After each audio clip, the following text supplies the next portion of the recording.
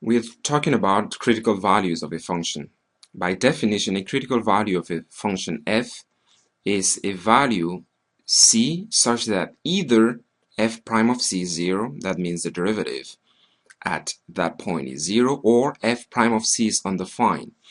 But you will have to make sure that c is in the domain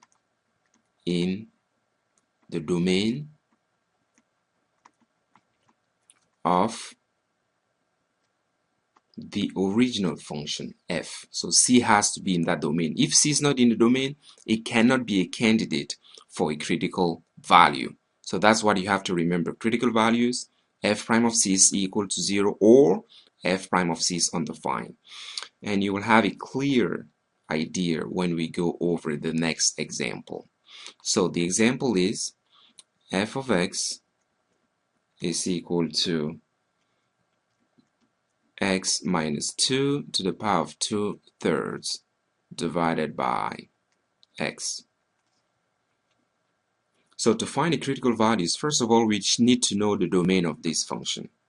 This function is defined for every number x except when the denominator is 0, except when x is 0. So every number is in the domain except for 0.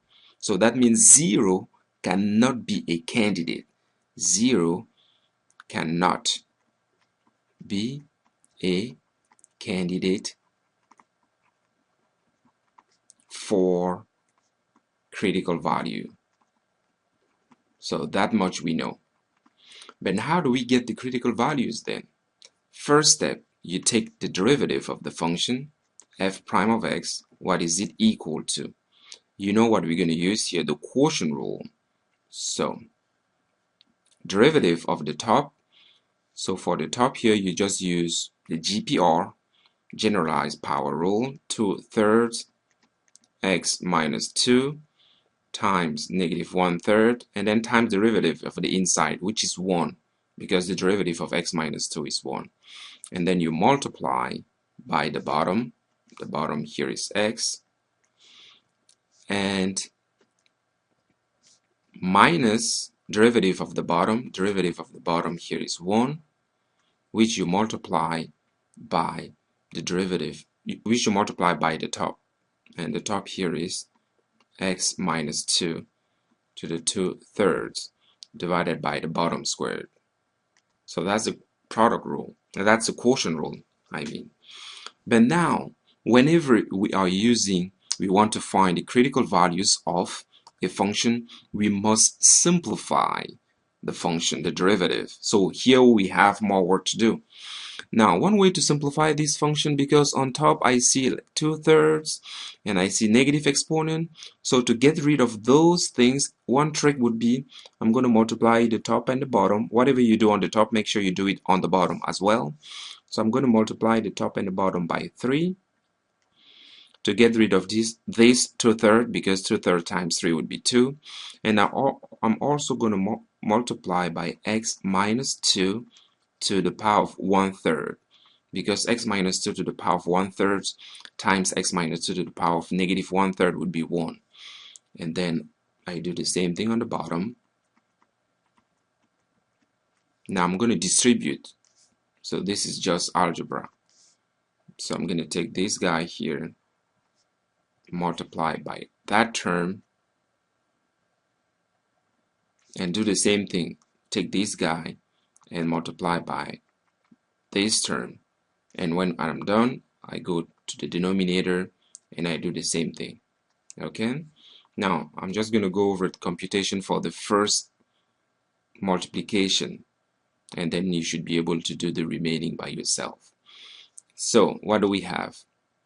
2/3 x minus 2 to the power of negative 1/3 times x, you have that purple x, don't forget it, times what? Times 3 x minus 2 to the power of 1/3. Now I'm going to multiply.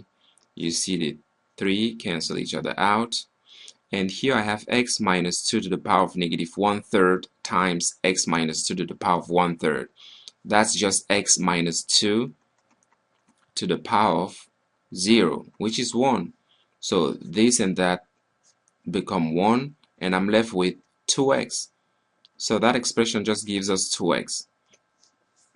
So if you do that, what you will get is f prime of x is equal to 2x minus, now if you multiply, if you go here on top and you see what we have, if you multiply this term also by the same expression, you will get 3 times x minus 2, and the exponent now is 1 because you have 2/3 time 2/3 plus 1/3, which is 1. So, and now you can divide by the bottom squared times that 3. I'm going to write it 3 in the front, x minus 2 to the 1/3. So little by little we're getting close to simplifying it. Now on the top, remember you just have to simplify. So you get 2x minus 3x plus 6 divided by 3x squared x minus 2 to the power of 1/3. So the top becomes 2x minus x is negative x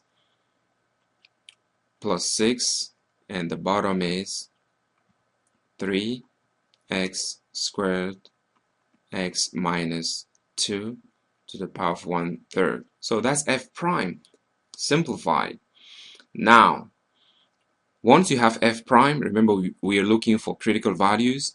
You set f prime of x equal to 0 and solve for x. So this is something you should note. Once you have f prime, set it equal to 0 and solve for x. Now, here we have a fraction. When you set a fraction equal to 0, it just amounts to setting the numerator equal to 0. So when I set it equal to 0 is the same as just setting the numerator here, which is negative x plus 6 equals 0. So that means x is 6. So this is my first critical value. Now the next step is you find where f prime is undefined. F prime of x is undefined where? Where is it undefined? You look at the denominator, because here we have a fraction. You don't want the denominator to be 0. So what makes the denominator 0 here?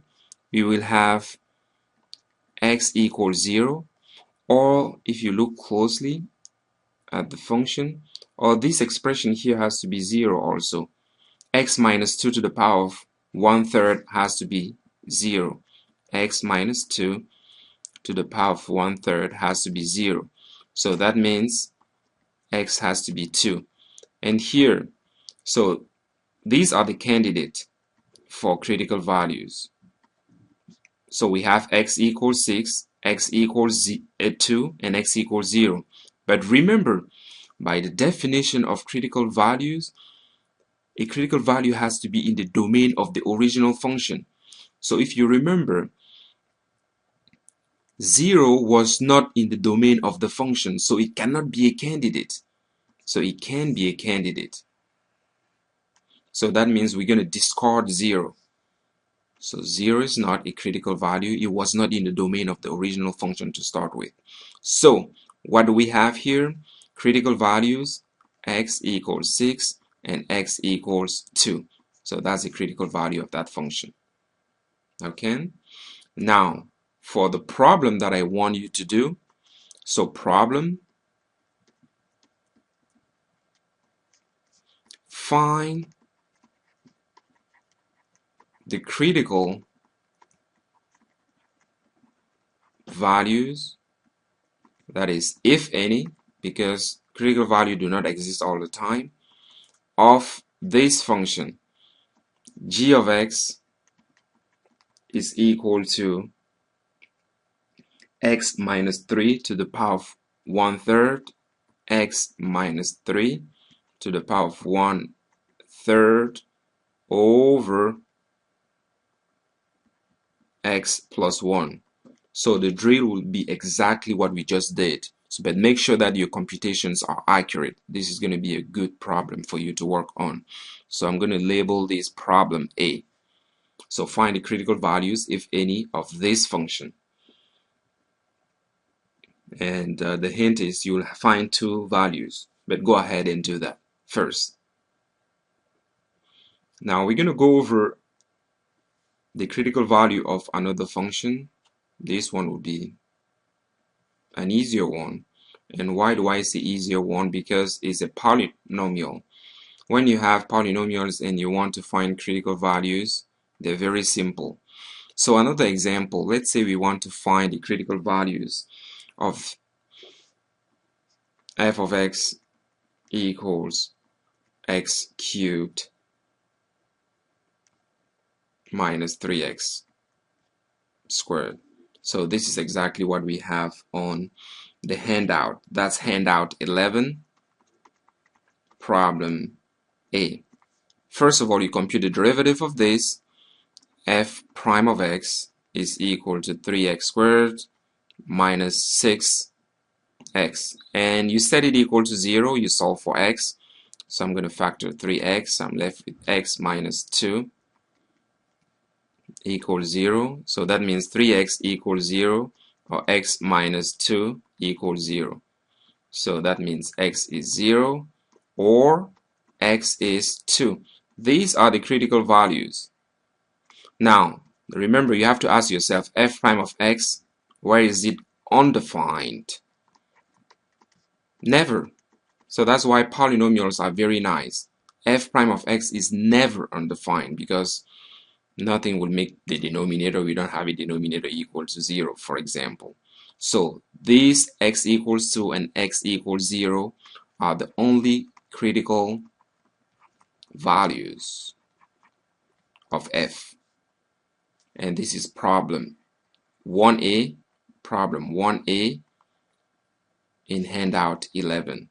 So this is a good time now to go ahead and finish up the problems on the handout 11.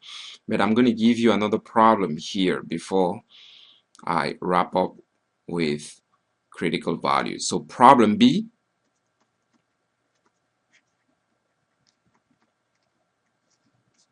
find the critical values of